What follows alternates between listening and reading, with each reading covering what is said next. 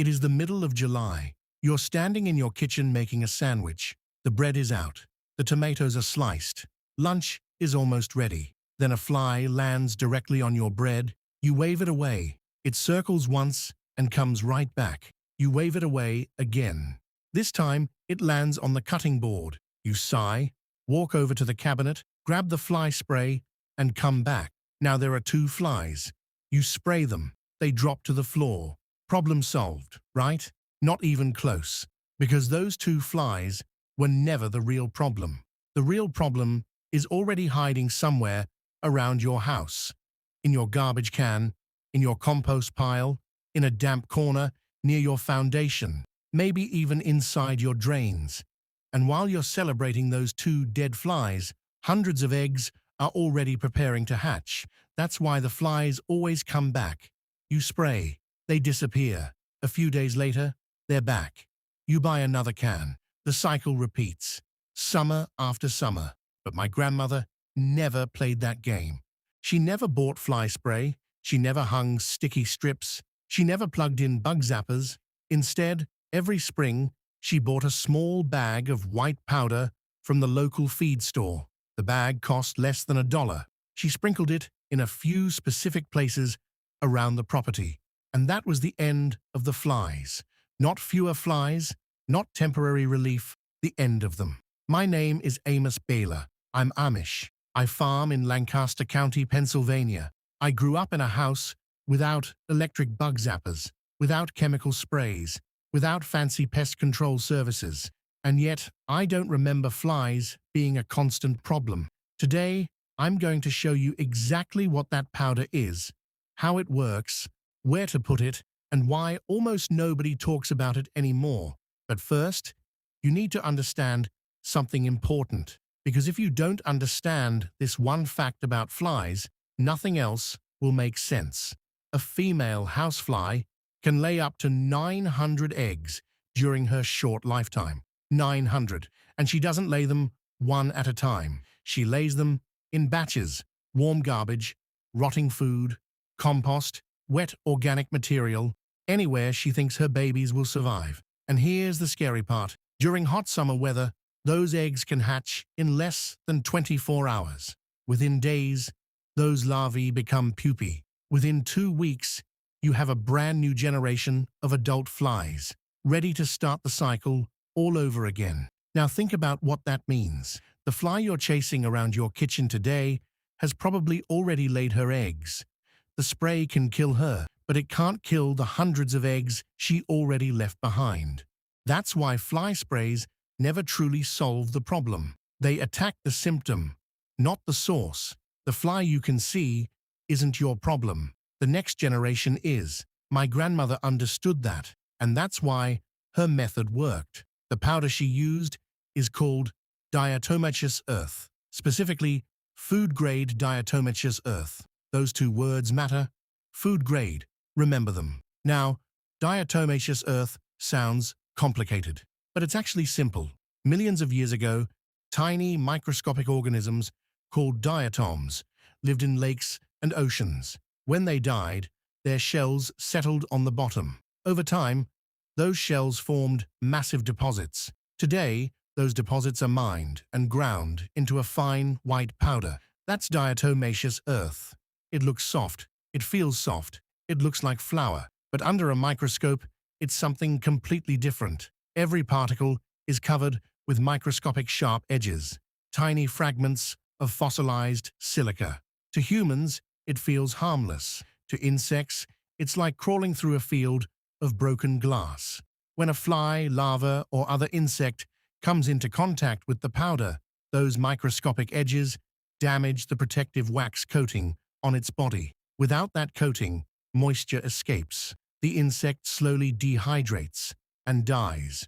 No poison, no chemicals, no toxins, just physics.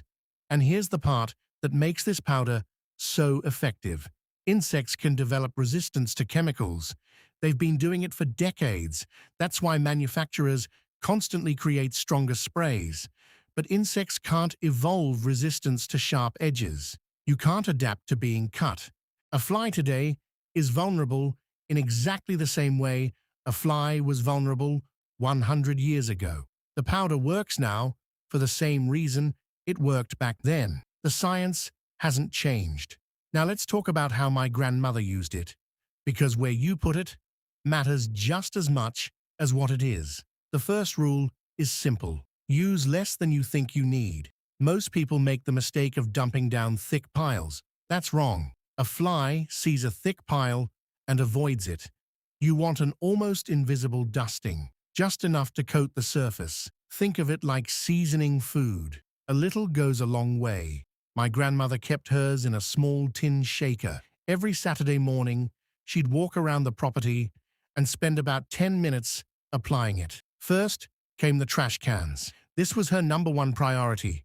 The inside bottom, the corners, the lower sides, anywhere moisture collected. Flies love garbage. She knew that, so she treated the garbage before the flies ever arrived. Next came the compost pile. If you keep compost, you're basically running a luxury resort for flies. Warm, moist, full of food.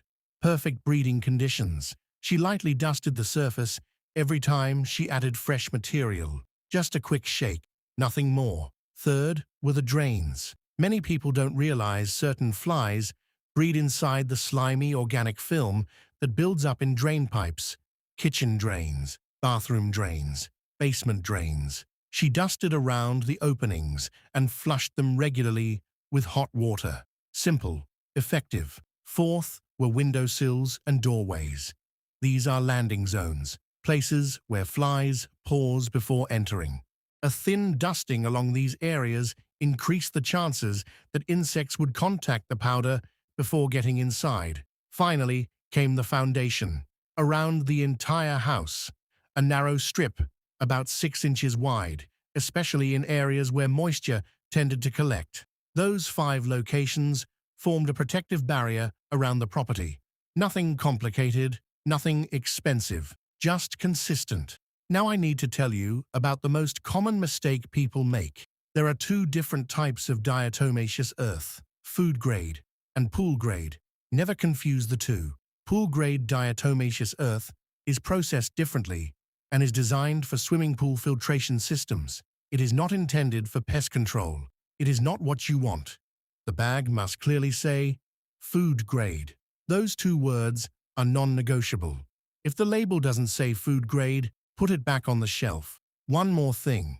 This powder does have one weakness: water. When the powder becomes wet, it temporarily loses effectiveness. Rain, heavy dew, washing out trash cans. Any of these can reduce performance. The good news is that once it dries, much of its effectiveness returns, and reapplying takes only a minute or 2. My grandmother never saw this as extra work. She simply added it to her routine, just like sweeping a porch or watering a garden. She wasn't fighting flies, she was preventing conditions that allowed flies to thrive. And that mindset is the real secret. Most people wait until they see flies. She acted before they appeared. That's a completely different strategy. Now let's address the obvious question. If this works so well, why doesn't everyone know about it? The answer is surprisingly simple. There isn't much money in a solution that costs a few dollars and lasts an entire season. Monthly treatments make money. Recurring purchases make money. Service contracts make money. A bag of powder sitting quietly on a feed store shelf doesn't. For generations, this knowledge was passed down through families. Parents taught children. Grandparents taught grandchildren. Nobody needed advertisements. Nobody needed subscriptions. It was simply part of everyday life. Then those habits slowly disappeared. The powder stayed. The knowledge faded. So here's what I want you to do. This week, stop by a feed store, farm supply, or garden center. Buy a bag of food-grade diatomaceous earth. Grab a simple dust applicator. Apply a light coating around your trash area, your compost pile if you have one, around exterior entry points, along the foundation, and then be patient. Don't expect instant results. This isn't a magic trick. It's a breeding cycle solution. The results show up gradually. One day, you'll realize something strange. You haven't seen a fly in the kitchen all day. Then another day passes, and another. Not because you're killing more flies, because fewer flies are being born. That's the difference. If you decide to try it, come back in 2 weeks and tell me what happened. I read every comment. And next time, I'll show you the simple old-fashioned method my grandfather used to keep mice out of the house without traps, poison, or expensive gadgets. Until then, keep the powder dry, use a light dusting, and remember this: sometimes the most effective solutions are the ones our grandparents never stopped using.